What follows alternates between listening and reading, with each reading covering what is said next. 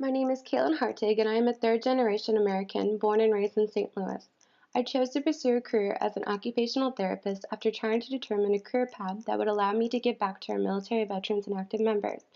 I knew the OT program at St. Louis University was the perfect fit for me, and the education I would receive there would allow me to provide quality practice to those who have served our country. My passion for advocating and supporting our military personnel was born while in high school, after I was introduced to the many injustices they face. And it was reignited my sophomore year at SLU after my best friend took his life due to the PTSD he sustained from his service. The dedication I feel to helping our military veterans and active members is something that I strongly identify with, and it serves as my motivation that keeps me dedicated to my OS and OT studies. After taking several occupational science courses this previous and current semester, my understanding of St. Louis and its unique, diverse inhabitants have deepened significantly. I was aware that St. Louis is segregated, but I didn't know what effect that had on the members of each segregated community until I learned about them this semester. There is a strong correlation between culture, marginalization, and occupation in St. Louis.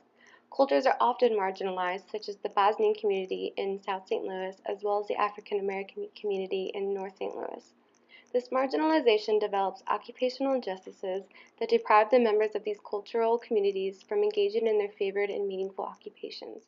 I learned that culture doesn't singularly consist of an individual's heritage, but is an aspect of life that guides people and consists of many facets.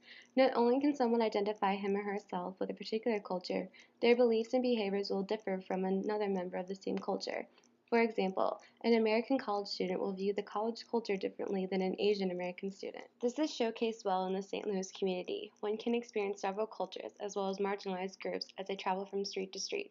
It is almost like each block of St. Louis has its own cultural story to share. I believe that it is important to develop a self-knowledge of who I am and what makes me uniquely me before I can begin to understand others and how to best provide for them. The genogram assignment really helped me appreciate my background and draw correlations with the different occupations I consider to be important in my life.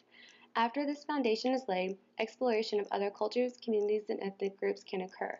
Participating in the St. Louis outings for class and later reflecting on these experiences was a great way for me to grasp the idea of diversity, especially the diversity in St. Louis.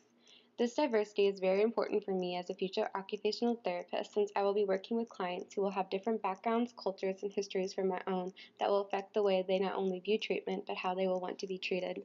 Cultural globalization is the shared norms and knowledge with which people associate their individual and collective cultural identities and establishes interconnectedness among different populations and culture. Occupational therapy as a profession strives to embody this globalization into its practice and pushes for OTs to be culturally competent in order to best care for their clients.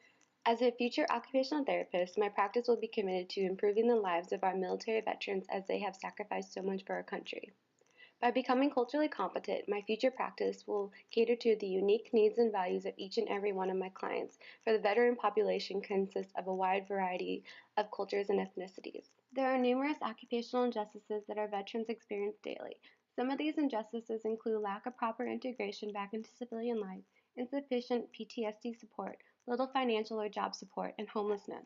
These examples of occupational deprivation causes veterans to struggle and many times take their lives.